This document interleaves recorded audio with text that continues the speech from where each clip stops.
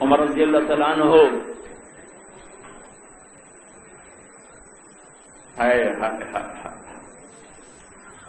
مسجد میں بیٹھے رو رہے تھے.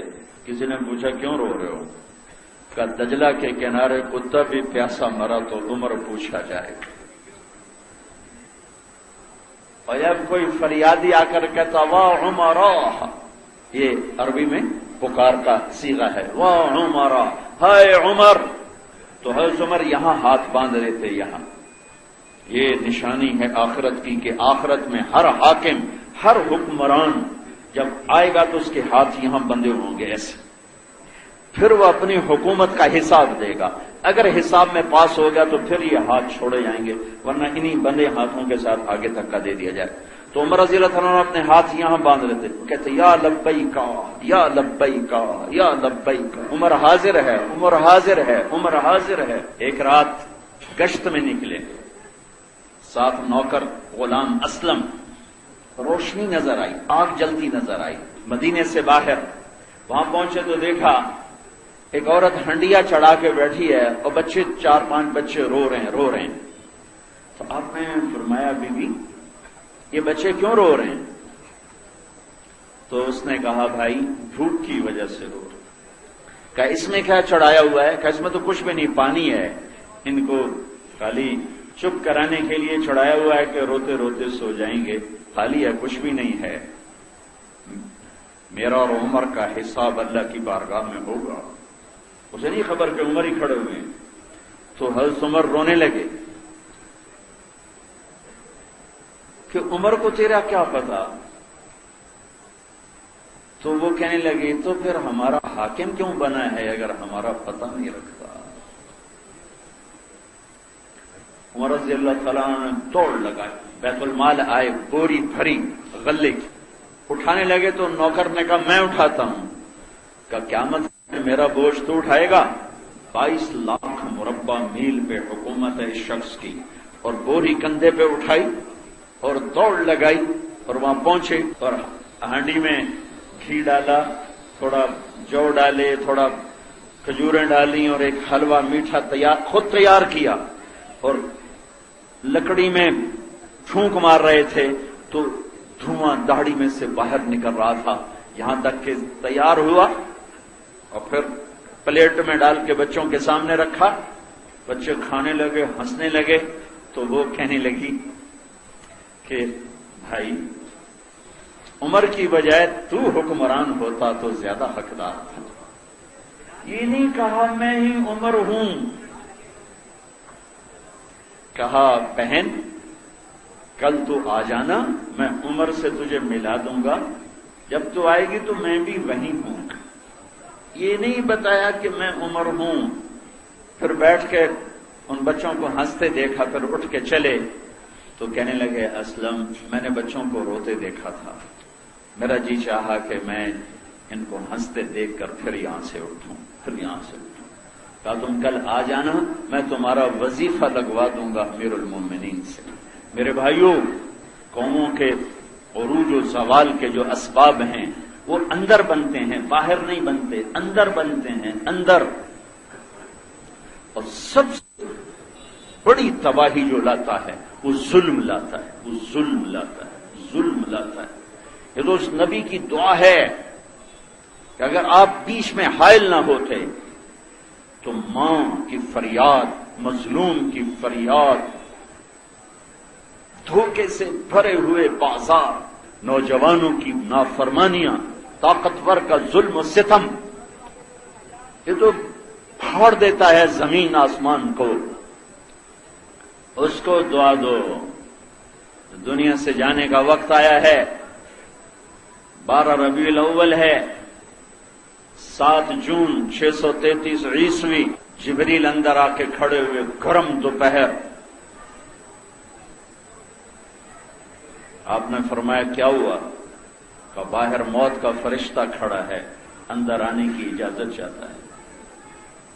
آپ نے کہا آ جائے. ملک الموت اندر آئے گا. السلام علیکہ یا رسول اللہ. کہ یا رسول اللہ آپ پہلی ہستی ہیں جنہیں میں سلام کر رہا ہوں، میں نے آج تک کسی کو سلام نہیں کیا. آپ پہلی ہستی ہیں جن کے بارے میں اللہ نے فرمایا پوچھ کے اندر جانا، بن پوچھے نہ جانا، جہاں موت بھی پوچھ کے داخل ہو۔ کیا کیا ہے اس کے ساتھ، کہاں نظر آتی ہے اس کی سیرت؟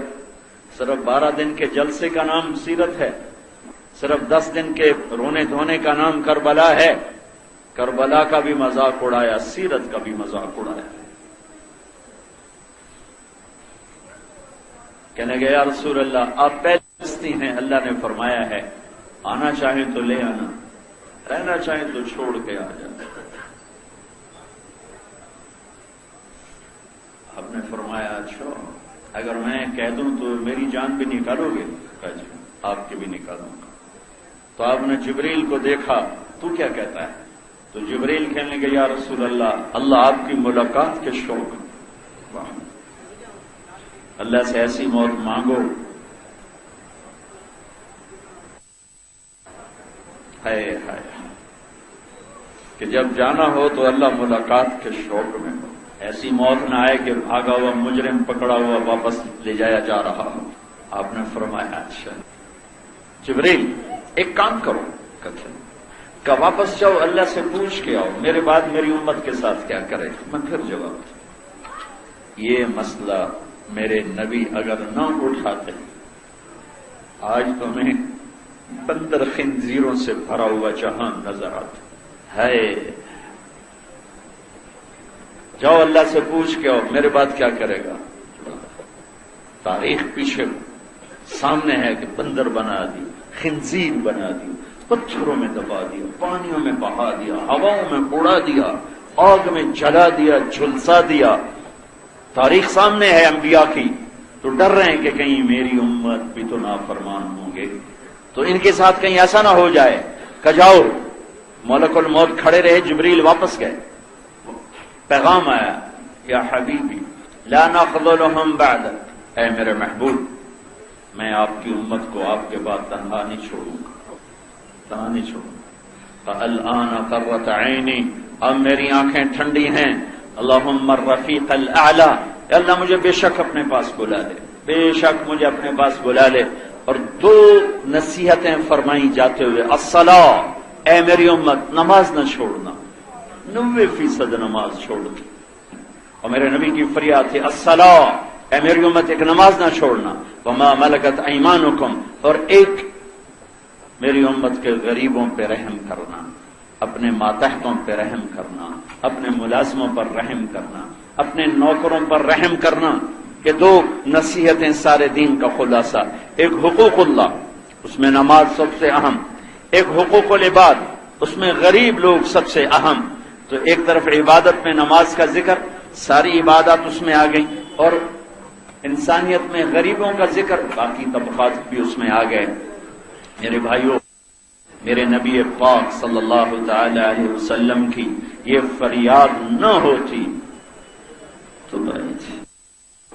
تو میں نے شروع میں کہا تھا کہ اللہ یہ چاہتا ہے کہ اللہ کی بتائی ہوئی ترتیب پر چلو، اللہ کے بتائے ہوئے نظام پر چلو، جس میں سے ایک بات میں نے کہی، الصدق ینجی والکذب یہلک، جھوٹ نجات ہلاک کرتا ہے اور سچ نجات دیتا ہے۔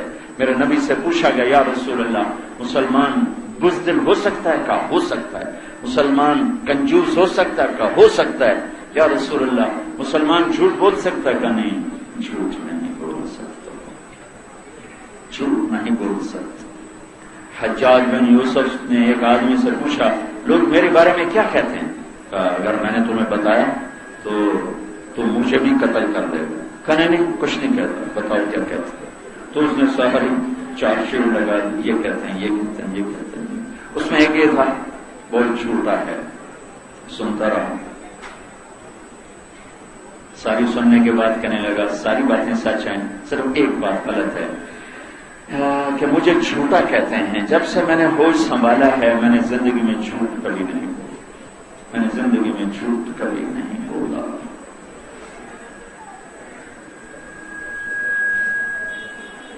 جس معاشرے میں جھوٹ اتنی گہری گہری گہری جڑیں بنا چکا ہو، سورج بھی چمکیں تو کیا ہوگا، ٹیکنالوجی بھی ہوگی تو کیا ہوگا۔ قوموں کو جو عزت ملتی ہے وہ کردار سے ملتی ہے، چیزوں سے نہیں، کردار سے ملتی ہے۔ اپنے اندر کو بناؤ، اپنے اندر کو بناؤ، اپنے اندر کو بناؤ۔ یہ جو تبلیغ کا کام ہے یہ کردار سازی کی محنت ہے، یہ کردار سازی کی محنت ہے، یہ اپنے آپ کو بنانے کی محنت ہے۔ اور یہ رمضان کا مہینہ ہے، یہ کردار بنانے کا بہت خوبصورت عمل ہے، کردار بنانے کا بہت خوبصورت فریضہ ہے کہ آدمی کھانا بھی چھوڑتا ہے، پینا بھی چھوڑتا ہے۔ اس کے ساتھ صرف ایک چیز کی اگر حفاظت ہو جائے، جس میں سب سے زیادہ ہمارا روزہ برباد ہوتا ہے، وہ یہ زبان ہے، یہ زبان ہے، یہ زبان ہے۔ زبان کی حفاظت دین کی حفاظت، زبان کی حفاظت معاشرے کی حفاظت، زبان کی حفاظت پورے عمل کی حفاظت، زبان کی حفاظت پورے خاندان کی حفاظت ہے۔ زبان کا بگاڑ پہلے معاشرے کو توڑتا ہے، گھروں کو توڑتا ہے، خاندانوں کو توڑتا ہے، خامن بیوی کو توڑتا ہے، باپ بیٹے کو توڑتا ہے، بھائی بھائی کو توڑتا ہے، پورے معاشرے کو زیرو کرتا ہے، اور پھر دین پر بھی رندہ پھیر دیتا ہے۔ اس زبان سے زیادہ نقصان پہنچانے والا عمل معاشرے کو، دین کو، بہت تھوڑے ایسے عمل ہیں جو زبان جیسا زخم لگاتے ہیں، اور سب سے زیادہ معاشرے کو بنانے والا عمل ان میں سے ایک بہت بڑا عمل یہ زبان کی حفاظت، یہ زبان کی حفاظت۔ معاذ بن جبل ایک صحابی ہیں، ان سے انہوں نے عرض کی یا رسول اللہ کوئی جنت کا راستہ تو بتائیں، انبئنی بعمل یدخلنی الجنہ، کوئی جنت کا راستہ تو بتائیں۔ آپ نے فرمایا بہت بڑی بات پوچھی ہے تم نے، تو تقیم الصلاۃ المکتوبہ، تؤدی الزکاۃ المفروضہ، تصوم رمضان وتحج البیت، کہ ایک تو فرض نماز ادا کر، ایک زکوٰۃ ادا کر، رمضان کے روزے رکھ، اللہ کے گھر کا حج کر۔ پھر فرمایا تمہیں جنت کے دروازے بتاؤں؟ کہا جی بتائیے۔ آپ کا الصوم جنہ، روزہ، والصدقہ تطفئ الخطیئہ کما یطفئ الماء النار، اور اللہ کے نام پہ خرچ کرنا گناہوں کو ایسے بجھاتا ہے جیسے پانی آگ کو بجھاتا ہے، اور رات کے اندھیرے میں اٹھ کر اللہ کو یاد کرنا۔ پھر آپ نے فرمایا کہ معاذ اب میں تمہیں دین کا سب سے عظیم عمل، دین کا چوٹی کا عمل، دین کا ستون، دین کی چوٹی اور دین کا سب سے عظیم عمل بتاؤں؟ الا انبئک برأس الامر وعمودہ وذروۃ سنامہ، تمہیں دین کا ستون، دین کی چوٹی، دین کی بنیاد بتاؤں؟ تم کہا جی ہوا وہ کیا ہے، کیا؟ تو مجھے دیکھو، آپ نے ایسے زبان نکالی، راس الامر ذروۃ السنامہ، عمود ذروہ راس، تین چیزیں بتائیں، چوٹی کا عمل، سب سے اونچا عمل، بنیادی عمل کیا ہے؟ تو آپ نے کہا